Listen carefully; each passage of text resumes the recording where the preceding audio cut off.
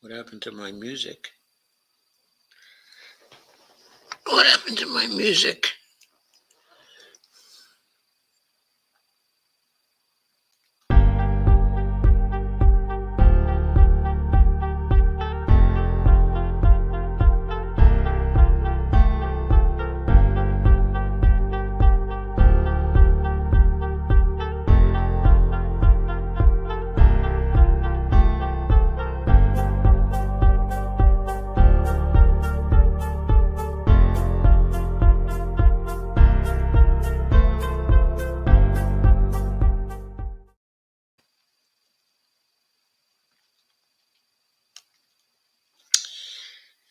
Hello, folks. I hope you can hear me.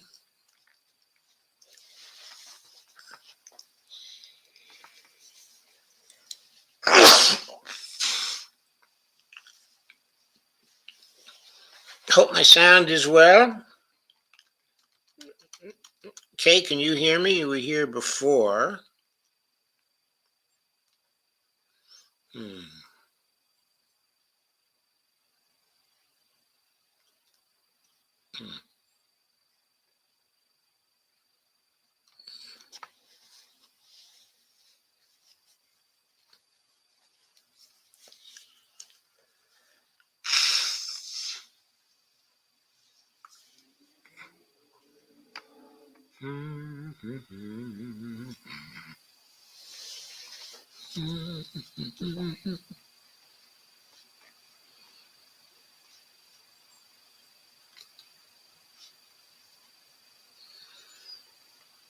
Hello, hello.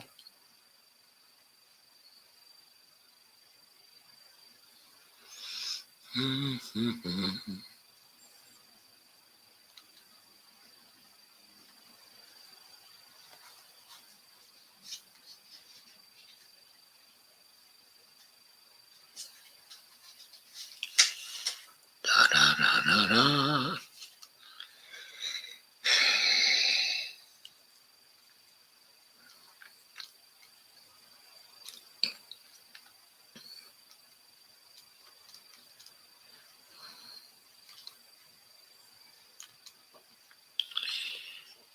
Okay. I guess we're a little late in starting. Kay says, hi, Joe. Says, I got good sound now. I didn't have good sound before because I was no longer live, Kay. That's what happened then. Okay, please share for me.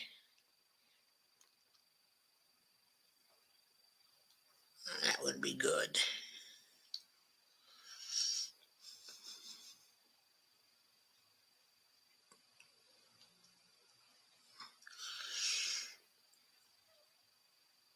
So, this is called Out of Touch Democrats. The reason why it's called Out of Touch Democrats is because they don't seem to have a feel for how people are going to interpret their campaign rhetoric. It's not a good look for them, and they appear not to be doing a good job at it.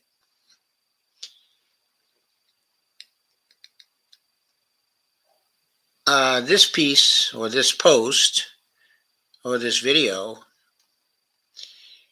is based on an article that appeared at the American Prospect. It's an article by Stanley Greenberg. He did this one on October 12, 2022. Who is Stanley Greenberg? He is a longtime Democratic pollster and the husband, of Rosa DeLauro, who was very prominent in Congress. If Nancy Pelosi goes, she will undoubtedly be one of the candidates for Speaker to replace her. This assumes, of course, that Nancy Pelosi goes, and it also assumes that there's victory for the Democrats. In other words, if the Democrats win, And in the contest for Speaker, they decide they don't want to go with Nancy Pelosi anymore, then Rosa DeLauro is going to be among the leading candidates. She was also the leading sponsor of the child tax credit that was passed in the American Rescue Plan, but was only a temporary program. But while it was in effect, it relieved, it lowered the percentage of child poverty in the United States by a huge amount, and it was very popular. People were getting $300 a month per child. Uh, it was very good as a stimulus program. And if they had made the program, a permanent one, it would have been very good for people and very good for our economy as a whole. So Rosa DeLauro is very important, and I believe that Stan Greenberg and she share many opinions, and points of view. Stan Greenberg is one of the most lefty pollsters over the years. Anyway, he wrote this article for the American Prospect. I am now going to share the article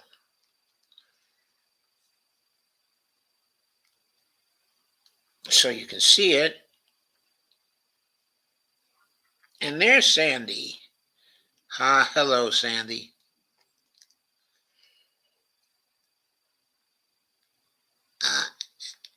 And I guess we got a few people here now. We have Kay and Sandy. And we have two others who have yet to announce themselves. Anyway, I'm going to share the screen with this piece, and we'll talk about it. The title of it is Why Are 10 Million Jobs So Incendiary? Incendiary, that's a strong word. Very strong word.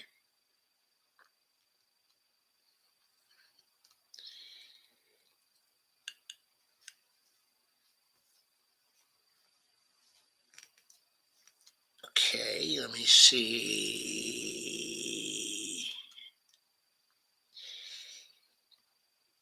So, Stan Greenberg says President Biden spoke last Thursday at IBM in Poughkeepsie, New York, praising the companies that are investing in America, quote, because they see we're coming back, unquote. He doubled down on his view that Democrats are presiding over a hell of an economy. Since I came to office, our economy has created 10 million jobs, 668,000 manufacturing jobs. I have to remind all of you that that is quite a pace.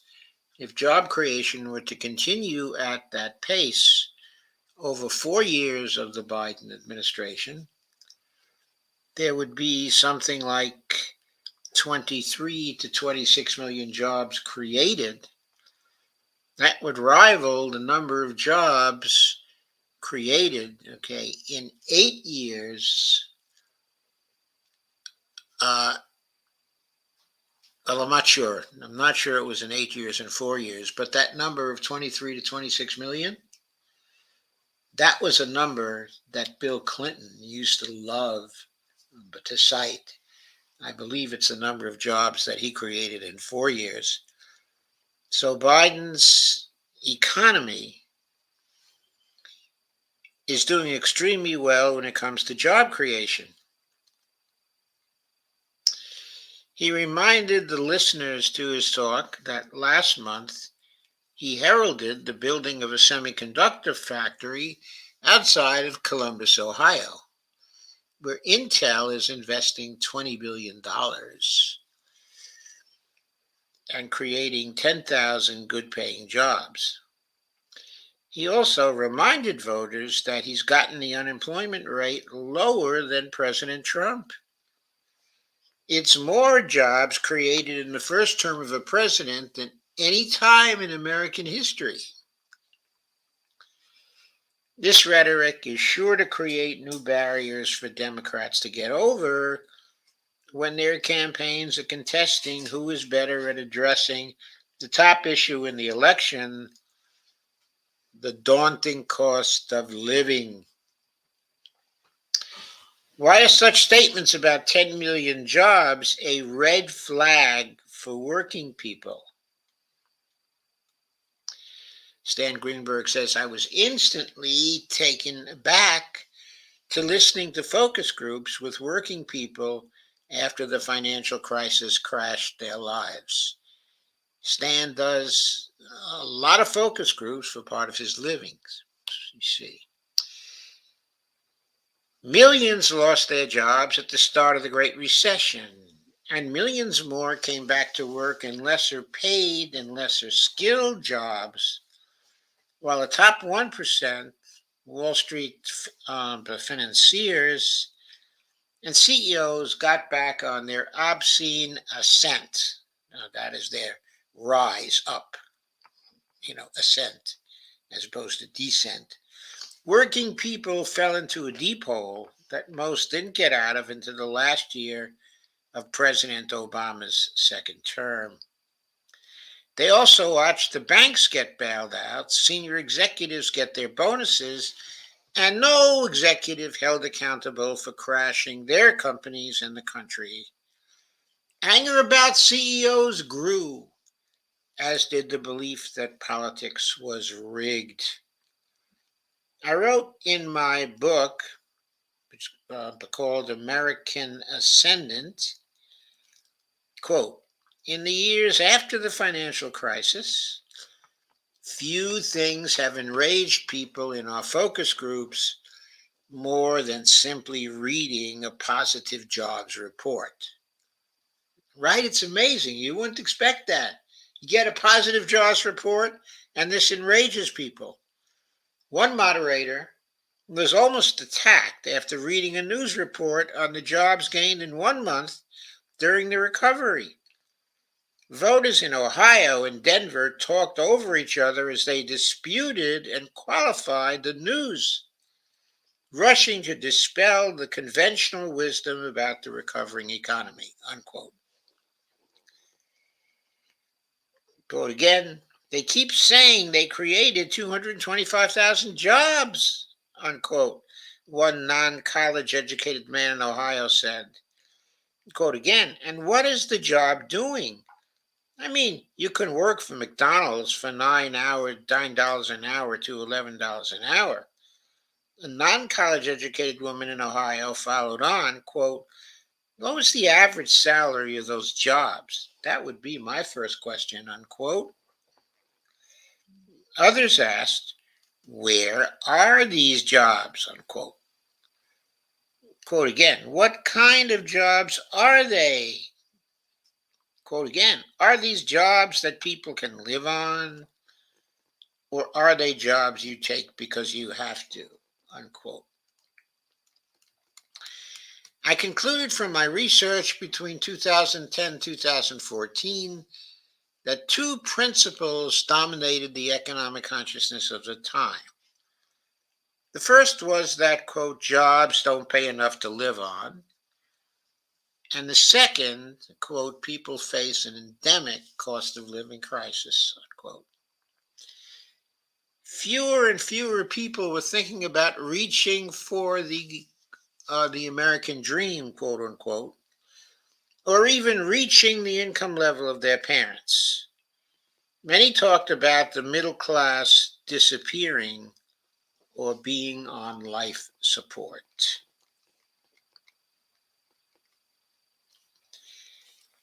Of course, That was just the midpoint of a 2 decade period where wages, income, and health declined or stagnated. And it's been a long time since the country saw a decade like Bill Clinton's term in office, when real median income rose sharply and inequality declined. Yeah, by the way, the median income is a much better measure, okay, of equality than the average income, because the average income can be distorted by a relatively few people who have really, really, really high incomes.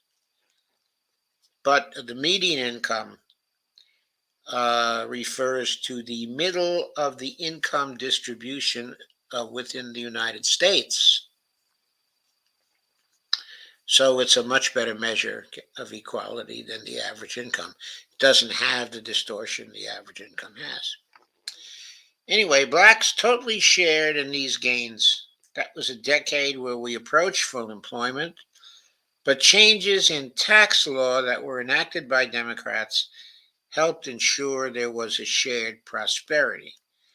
Clinton greatly expanded the earned income tax credit, a new top tax rate of 39.6%, as well as a millionaire's surtax.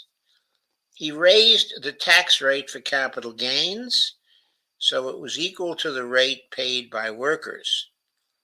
Other changes in trade agreements and financial services would contribute to the problems in later decades. Real median household income reached 66,000 in 2000, fell sharply under George Bush, and got back to 65,000 before the financial crisis in 2008, when it crashed again. It was still at 60,000 in 2012 when President Obama ran for re-election. That is when so many in my focus groups responded so angrily to President Obama's job reports. In 2015 and 2016, income finally got back to the level of Clinton's last year in office. Really incredible. Took 16 years to get back to the level of Clinton's final year in office. So most Americans had seen 15 years of pace cuts. The median income rose to 73,000 under President Trump, but that hardly made up for the years of decline. Incomes fell with the pandemic, and spiking inflation has cut real incomes by 4.4% this year. Black and Hispanic families experienced an even darker period. The median income for blacks reached 49,000 in 2000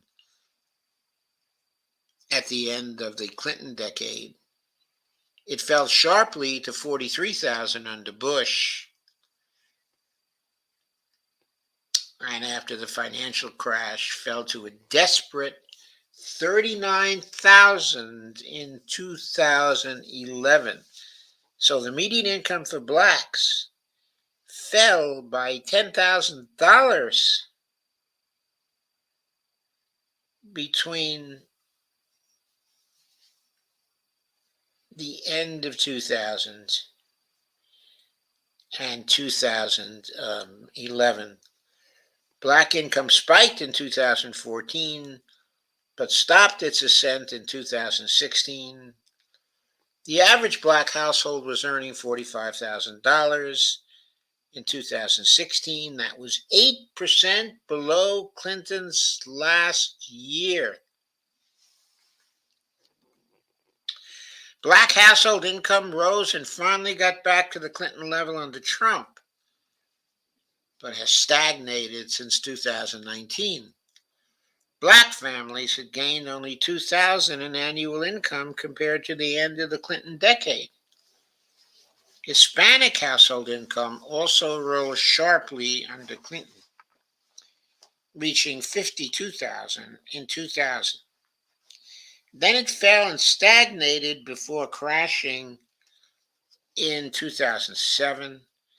And as with blacks, household income hit a low of 46,000 in 2012. Then incomes went up steadily until 2019, then stalling at 58,000 for 2 years. Hispanic households ended up only 12% above 2000 levels, more than 2 decades later. Those stark results explain why 60% of blacks and Hispanics and a like number of the millennials say that cost of living is the top problem. If there is an emerging, quote, enthusiasm problem, unquote, for these voters, is because Democrats aren't speaking to their economy and their lives. I have to point out here again, Stan Greenberg is a Democratic pollster.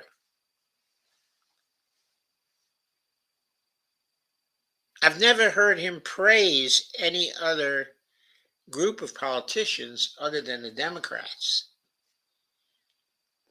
He is in no way a radical. He is not known particularly as a lefty. He is the husband of one of the major leaders in the Congress. Now, yes, the two of them are more lefty than most Democrats. That's true. But they are far from radicals. And here he is saying it is because Democrats aren't speaking to their economy and their lives. That is why our most impactful economic measure includes the statement, quote, working people haven't seen a real pay raise in decades. And our strongest overall message, as measured by his focus groups, says, quote, Washington doesn't get it, unquote. To be honest, our elected leaders live in a different world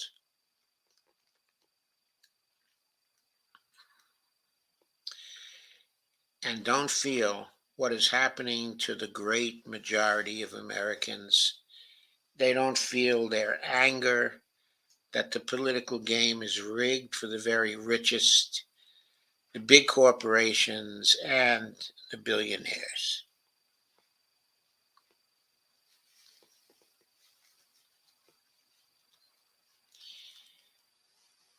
I think maybe I am not. Oh, I am streaming this. Excellent. I'm sorry. I was afraid that I was not actually streaming this, but I guess I are. I am.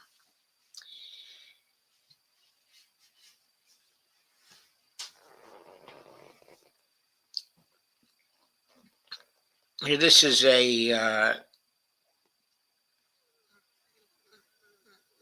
I guess, sort of an item from one of his surveys or focus groups. Hitting big corps and GOP for high prices while workers struggle.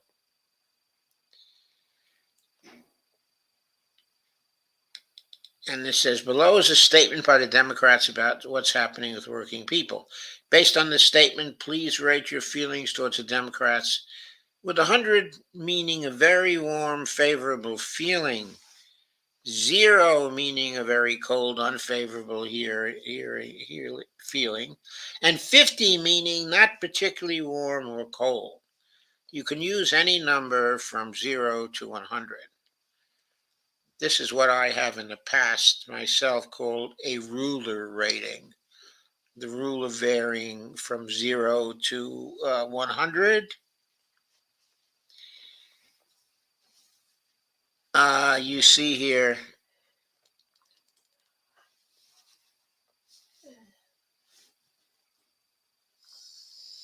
I'm not entirely sure how to read this. Let's see if as I read. Oh, okay. The light blue are people over 50. The pink are people under 50. The blue are people 75 to 100. And the red are people from 0 to 25.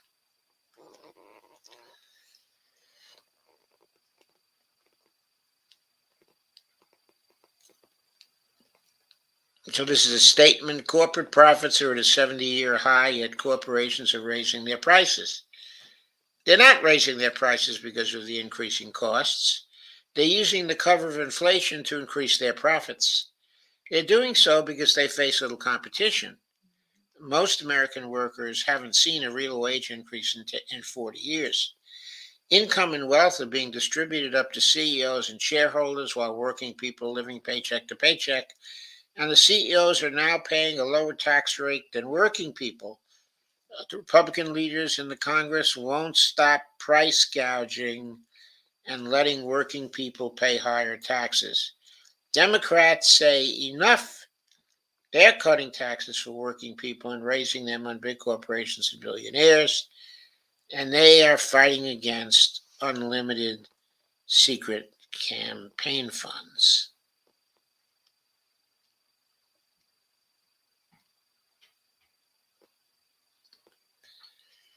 So,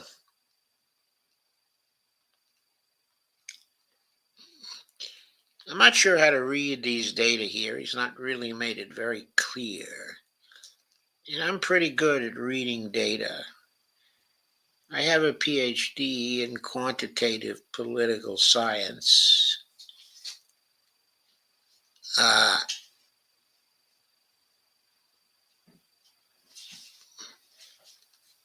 I guess the 75 to 100, okay, I guess that means that,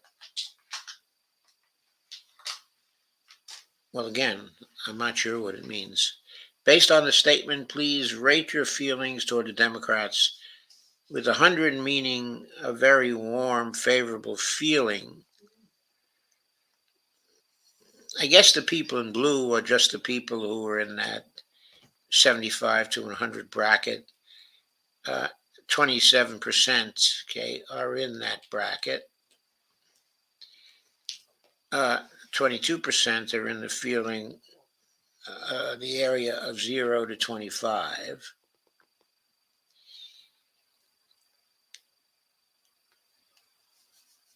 In the light area, 51% are in the over 50 range, I guess. And the under 50 range, 39% are in the under 50 range. That only totals to 90%, so I am not sure I am reading that correctly.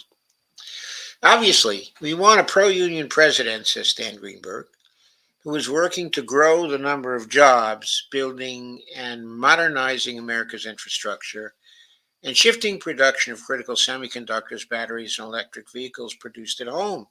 You want new trade agreements that are more American worker-centered, as the president has promised. I agree with President Biden when he says, quote, America is in a better place than any other country coming out of the pandemic to lead the future, unquote. I'm not sure I agree with President Biden when he says that, simply because it seems like the Chinese are coming out of the pandemic too. They lost far less people, and they're advancing at a very strong rate of growth. But that doesn't put food, go on with the article, that doesn't put food on the table or deal with rising gas prices, with electric or oil bills, rents, and mortgages, with medical and drug costs. Those problems are just multiplying in this period of high inflation. People truly haven't seen a pay raise in decades. They've been mostly living with pay cuts and lost wealth and declining security.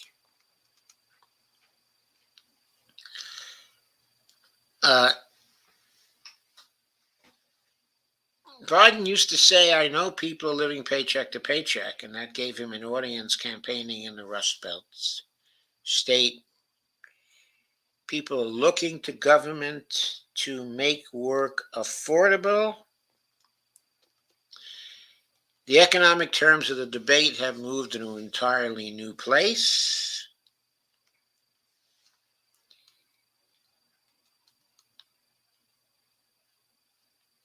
The ACA was initially unpopular with working people for pretty good reasons. The insurance was expensive and had high deductibles that made it difficult to use. If you want to know what people are really looking for, see the broad support for expanding Medicaid, even in the most Republican states in the country. Working people want and expect the government to help with the high cost of health care. Nothing would help more, of course, than Medicare for all, but you don't see any politicians close to the leadership of the Democratic Party who want Medicare for all. And of course, Biden is famous for saying that if it appeared on his desk, he would veto it.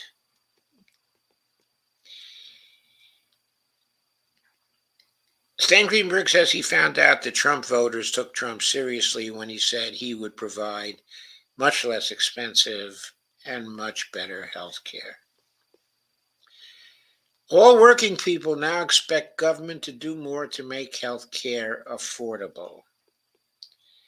They want to have legislation that is addressing the cost of living. The pandemic has educated people on how government can help their families deal with essential expenses. Then he talks about the unemployment benefits people were getting under COVID. That really helped them out. They learned about how direct payments could be made by the government. He points out Democrats passed the expanded child tax credit that was paid in monthly payments to families with children. And he wrote the American Prospect, quote, low income recipients spend more than 90% of the added money for food, utilities, clothing, diapers, and education, as well as childcare. He talks about all these initiatives being very popular with the working class. He says, hearing that Democratic leaders get it will get the attention of these voters, and so will recognizing that they failed to get a raise under both Democratic and Republican presidents. Hyperinflation imposes impossible costs on them, and we believe government must help make work affordable. We are urgently implementing legislation to cut your taxes, reduce healthcare premiums, prescriptions, drug, and energy costs. Republicans adjust in the pockets of the big corporations, pharma, the NRA, monopolies, and billionaires. That is the urgent choice in this election. So Stan is still coming down on the side of the Democrats. I think, though, he's dead right about what people want. And that's the importance, okay, of this article.